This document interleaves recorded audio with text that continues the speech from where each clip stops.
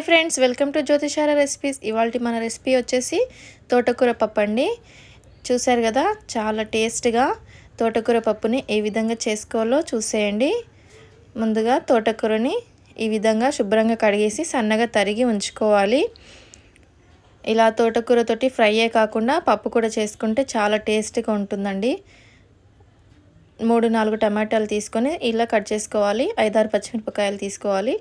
అలాగే కుక్కర్లో ఒక చిన్న గ్లాసు కందిపప్పు వేసుకొని శుభ్రంగా కడిగి ఉంచుకోవాలి.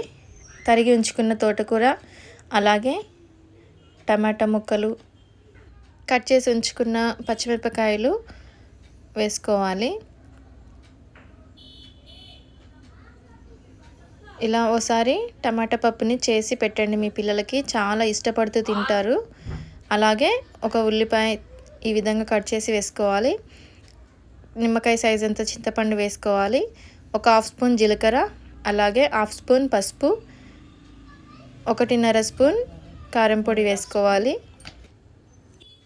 2 స్పూన్ల ఉప్పు వేసుకోవాలి. రుచికి సరిపడా తాలింపు పెట్టుకునేటప్పుడు వేసుకోవచ్చు ఇంకా కొద్దిగా. అలాగే 1 స్పూన్ ఆయిల్ వేసుకోవాలి. 2 గ్లాసుల వాటర్ వేసుకొని మొత్తం అంతా ఒకసారి కలుపుకోవాలి బాగా. ఈ తోటకూరతోటి ఫ్రైయే కాకుండా ఇలా పప్పు చేసి పెట్టారంటే మీ పిల్లలకి ఒక్క ముద్ద కూడా మిగిల్చకుండా తినేస్తారు. చాలా రుచితో చాలా టేస్ట్గా ఉంటుంది. మీరు కూడా తప్పకుండా ట్రై చేయండి. అలాగే ఎలా వచ్చిందో మాకు కామెంట్ చేయడం మర్చిపోకండి. ఇప్పుడు మూత పెట్టేసి స్టవ్ వెలిగించి మనము ఒక 3 విజిల్స్ వచ్చేంత వరకు పెట్టుకోవాలి. ఆ తర్వాత 3 విజిల్స్ వచ్చాక స్టవ్ ఆఫ్ చేసి మూత తీసి చూస్తే పప్పు అంతా కూడా బాగా ఉడికిపోతుంది. ఇప్పుడు ఈ పప్పుని బాగా రుబ్బుకోవాలి. మెత్తగా అయ్యేంత వరకు రుబ్బుకోవాలి. చూసారు కదా, ఈ విధంగా మొత్తం అంతా కూడా మెత్తగా అయ్యేంత వరకు రుబ్బుకొని ఇప్పుడు మనము స్టవ్ వెలిగించి చిన్న తాలింపు గిన్నె పెట్టుకొని 2 స్పూన్ల ఆయిల్ వేసుకొని జీలకర్ర ఆవాలు వేసుకోవాలి.